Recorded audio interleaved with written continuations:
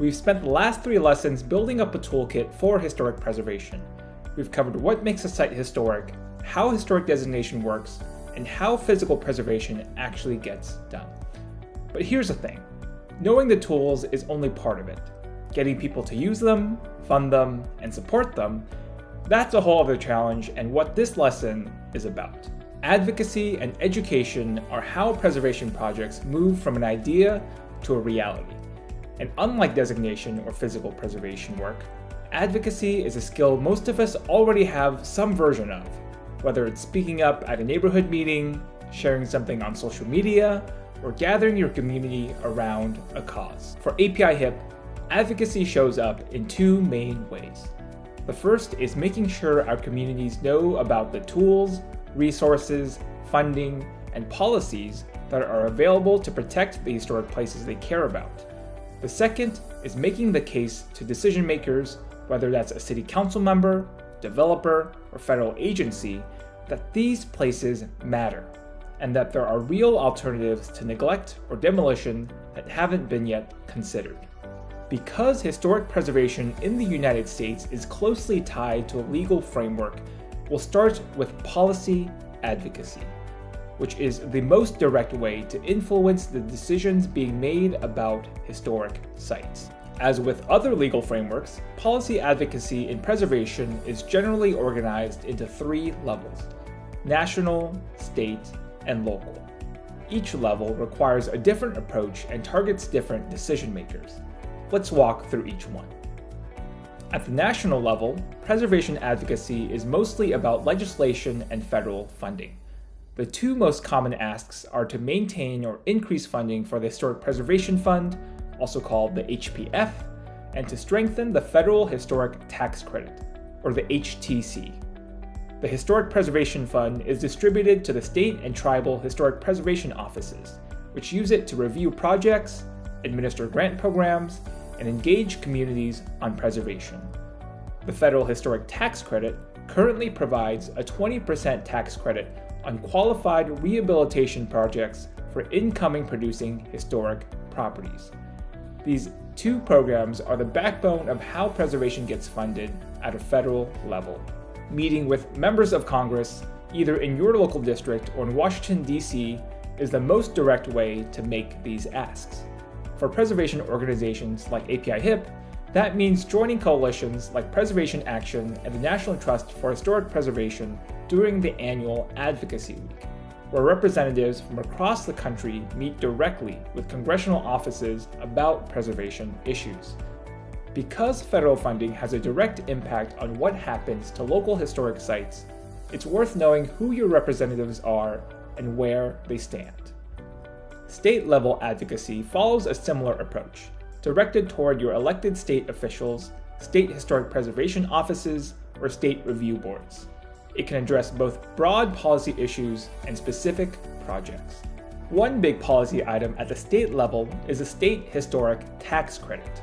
Currently, 38 out of 50 states have their own historic tax credit, which can stack on top of federal tax credits and make rehabilitation projects significantly more viable.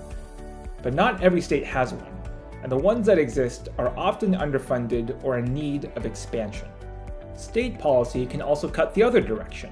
In Washington state, there was recently a bill proposed that would have required property owner consent for any local designation of historic sites under 100 years old. In California, there has been legislation introduced to exempt housing developments that increase unit counts from historic review entirely. In both these cases, historic preservation is seen as the enemy to development and additional housing. However, rather than an either-or situation, historic preservation tools exist, such as adaptive reuse and sensitive infill construction in historic districts, to make it a both-and situation. Housing and economic development are important, but can be pursued in ways that don't demolish our historic and cultural resources. These debates are happening right now across the country. Knowing what's being proposed at the state level and whether it helps or hurts the places your community cares about is part of being an effective advocate. Now, local advocacy tends to be the most tangible and focused. Instead of broad legislation, you're often dealing with specific projects, a demolition permit, a designation application, or a development proposal that could significantly change a neighborhood. Targets can include your local historic preservation commission, zoning board, or city council. The most common action is showing up in person to provide public comment on specific actions in public hearings. A written letter can also often be submitted, but showing up in person shows that real people care and that there's a community rallying behind the issue. For many of the decision makers you'll be meeting across all levels, Asian and Pacific Islander American preservation issues are not always on their radar. It's not necessarily because they don't care. It's because our communities have historically been left out of these public processes. Showing up consistently, making the case, and refusing to let others speak for us is how that changes. If policy advocacy is directed at a specific set of decision makers, then public education is directed at everyone else: communities, neighbors, and the general public. The goal isn't always to change a vote or get a permit approved. Sometimes it's simply to make sure that people know an historic site exists and why it matters. There are two ways to look at public education: event-based and media-based. Event-based public education includes workshops, town halls, community walks, film screenings, and more. In-person events have real advantages. They can happen at or near the historic site itself, which is a powerful way to connect people to a place. They reach community members who may not be online or on social media, and they build the kind of relationships that carry a campaign over time. These events don't have to be formal or packed with information. Some of the most effective preservation education has happened at a happy hour at a historic building or a community arts project that draws people into a site that might otherwise get overlooked. The goal is to get people there, make them feel connected, and give them a reason to care. The limitation of in-person events is real too. They take coordination, cost money, and typically reach the people who already have the means to attend. That's where media-based education comes in. Media-based public education happens online or in print. News articles, social media campaigns, documentary content, most endangered lists, and awareness campaigns can reach far beyond what a single event can. Once published, that media becomes a resource you can share with funders, elected officials, reporters, and other potential partners. One of the most recognized media-based tools in historic preservation is the National Trust for Historic Preservation's annual 11 Most Endangered Historic Places list. Many statewide or community-specific organizations, such as Latinos and Heritage Conservation, have their own most endangered lists too. Getting a site on one of these lists can change its trajectory.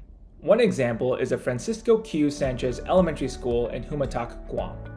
Built in 1953 by internationally known architect Richard Neutra, the school was named after its first principal, Francisco Q. Sanchez, an early pioneer of historic and cultural preservation from Humatak.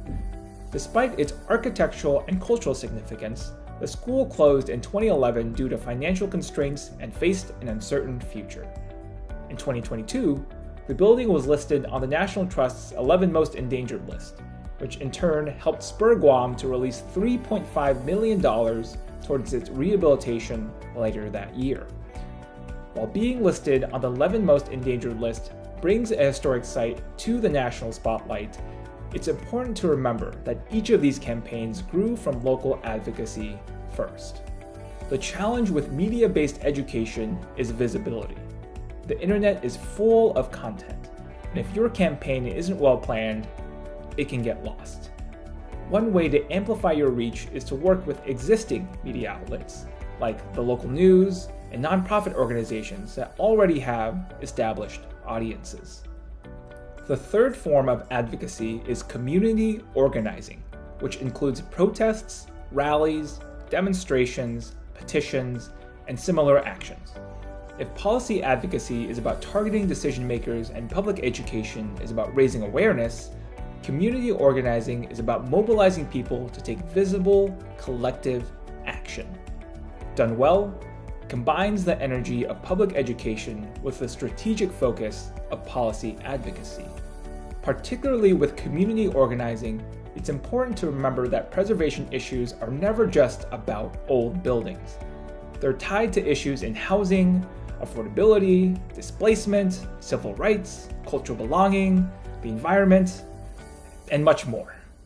In many cases, advocacy campaigns may be fighting for preservation without naming it explicitly. At other times, preservation is just one part of a larger campaign that brings multiple groups together under a broader cause.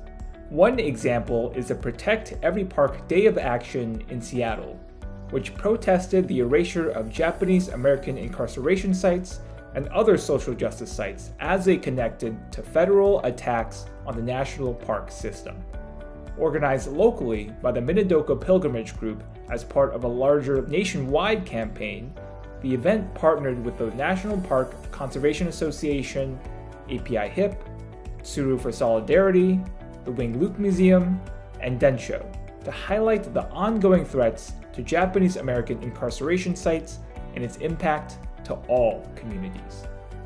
In Philadelphia, community organizations have been fighting to protect Chinatown from major development projects for decades, most recently from a proposed new 76ers arena.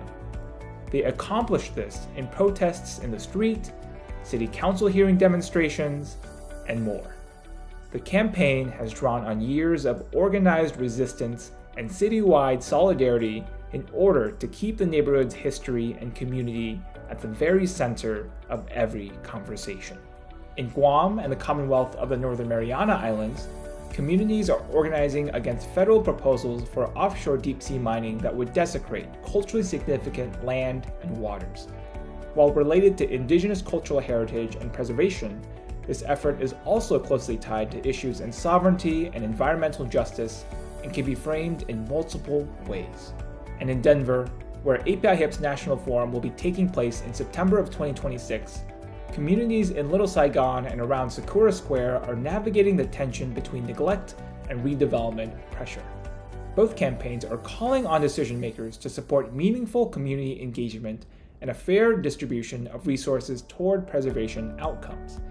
Advocates have used petitions, social media posts, and newspaper outlets to highlight these pressing issues. In the last lesson on physical preservation, we asked, what treatment matches the goals for your historic site? Advocacy works the same way. You start by asking what type of approach is needed for your specific issue and who should be targeted. Is it the community who might not know about the historic building in your neighborhood or how to support it? Or is it a decision maker who has the power to act but hasn't been given a reason to? Spending months and significant resources hosting a public gala might not be as effective as attending a single city council meeting. Sending emails to a legislative office might not be as powerful as getting online and posting about the issue for everyone to see. Sometimes the answer is all of the above. The right advocacy strategy depends on your goal, your resources, and the moment you're in. Particularly for Asian and Pacific Islander American historic sites and communities, the stakes are real. The places that matter to us have often been treated as if they don't. Advocacy, in any form, is how we push back on that. For more resources on advocacy, public education, and other preservation topics, please see our website at apiahip.org. And, as always, if you have any questions or want to connect with a preservation professional, APIAHiP is always here to help.